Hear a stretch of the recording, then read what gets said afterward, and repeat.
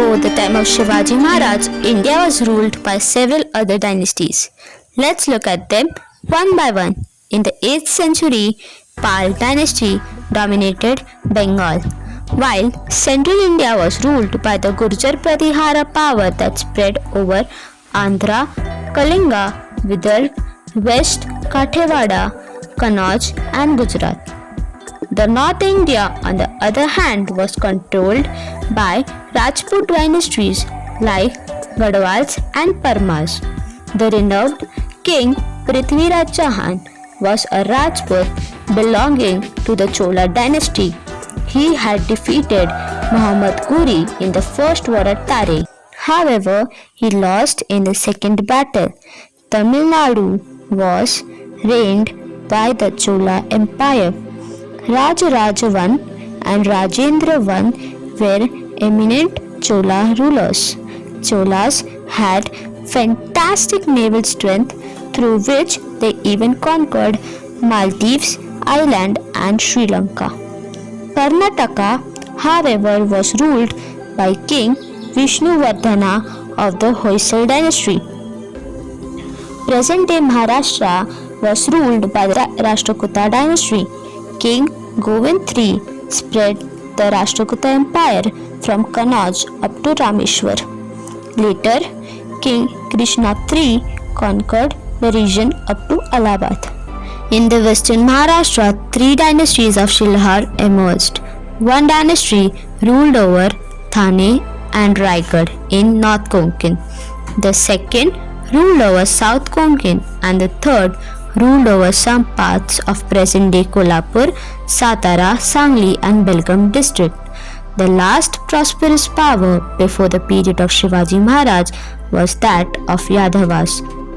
The capital of Bilam V of the Yadava dynasty was at Devgiri near Aurangabad. His rule extended beyond the river Krishna. The Yadava period is considered as the golden period of Marathi language and literature. It was in this period that the Mahanubhava Pantha was founded. Mahanubhava Pantha basically is a religious belief according to which Lord Krishna is the only God. The people who follow it are strictly veggies and follow Bhagavad Gita staunchly. They do not practice violence or drink alcohol. The Varkari religious movement was also founded in this era.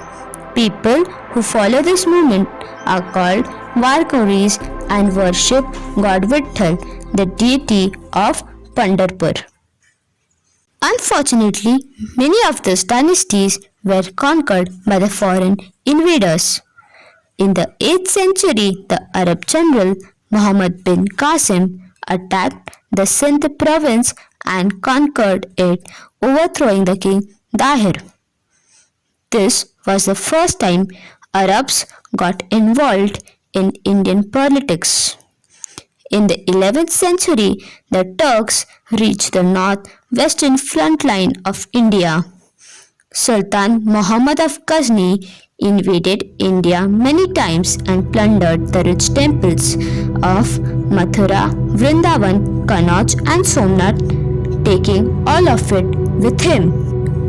Bakhtiyar Khalji, a Turco-Afghan military general, burned down the world's famous and rich library of the Nalanda University. It is believed that the library burned for 3 months. Sultanate in the north. In 1175 and in 1178 CE, Sultan Muhammad Ghuri of Ghur from Afghanistan invaded India. He appointed Qutubuddin Aibak, a former slave, to look after the governance of his conquered territories in India. After Ghuri's death in 1206 CE, Aibak, the former slave, began to rule Indian territories and became the ruler of Delhi. Aibak definitely had an interesting life, from a slave to a king. Probably a slave life is not that bad. Okay, just kidding. Let's move on. So after Aibak, Iltutmish, Razia Sultan, Bulban Alauddin Khilji, Muhammad-bin-Tughluque, Firoz Tughlaq, and Ibrahim Lodi succeeded him. Ibrahim Lodi was the last sultan. Due to his peculiar temperament, he had made many enemies. When Daulat Khan Lodi, governor of Punjab, invited Babur, the ruler of Kabul, to fight against Ibrahim Lodi, Babur won and the Sultanate came to an end. Even if you do not understand anything from this video, make sure to not have a bad temperament. They can get you a lot of enemies. When you get angry, just remember the story of Ibrahim Lodi.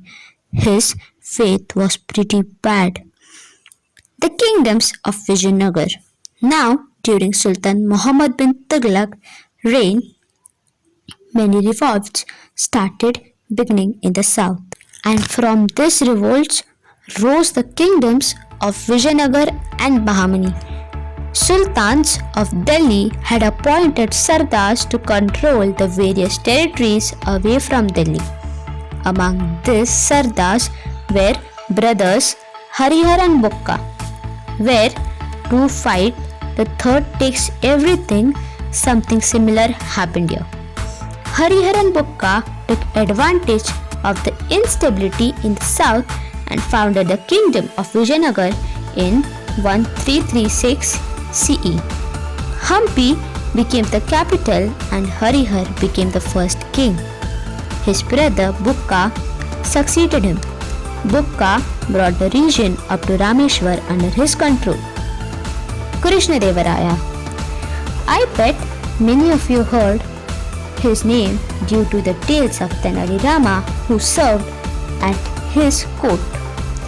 Krishnadevaraya ascended the throne of Vijayanagar in 1509 CE. Wait. Isn't it interesting that a king is known by a scholar who worked at his court? The right company can make wonders happen. He conquered Vijayawada, Rajmahendri and several other territories. He also defeated the combined forces of the armies of the Sultans, united under the leadership of a Bahmani Sultan, Mahmud Shah.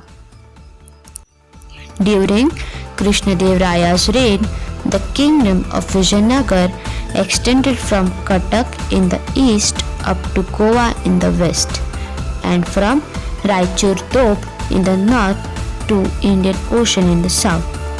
He died in 1530 CE. Krishnadevaraya himself was a scholar. He wrote Amuktya Malyada, a Telugu compendium on polity. The Hazaram temple and the Vittal temple were built during his reign. After his death, the Vijayanagar kingdom began to decline. In 1565 CE, at Talikot, Vijayanagar was on one side and the Adil Shahi, Nizam Shahi, Qutub Shahi and Bharat Shahi were on the other. What an epic fight it was! Sadly, Vijayanagar lost and the dominance of the kingdom came to an end. The Bahmani kingdom. Like the brothers Harihar and Bukka, Hasan Gangu, the leader of the Sardars of the south, took advantage of the instability caused by the rebellion in the south during Tughlaq's reign and defeated their army. Thus was formed the Bahmani kingdom in 1347 CE. Hasan became the first sultan and the capital was declared as Gulbarga in Karnataka. Wherever instability arose in big kingdoms, new small kingdom arose one by one. Mahmud was the chief vizier of the Bahmani kingdom. He was a good administrator who strengthened the Bahmani kingdom. He started paying soldiers salary in cash instead of land grants, brought discipline in army, introduced various reforms in land revenue system. He also opened a madrasa at Bidar for Arabic and Persian studies. After his death, the kingdom split up into five small powers: Imad Shahi of Wada, Bharat Shahi of Bidar, Adil Shahi of Bijapur, Nizam Shahi of Ahmednagar, and Qutub Shahi of Golconda. If you liked the video, tell me which two dynasties you learned the best in the comment section given below. Also make sure to check out the one-page cheat sheet of this video given in the description box below. And to see more such videos of history of medieval India, subscribe the Tales from History and hit on the bell icon.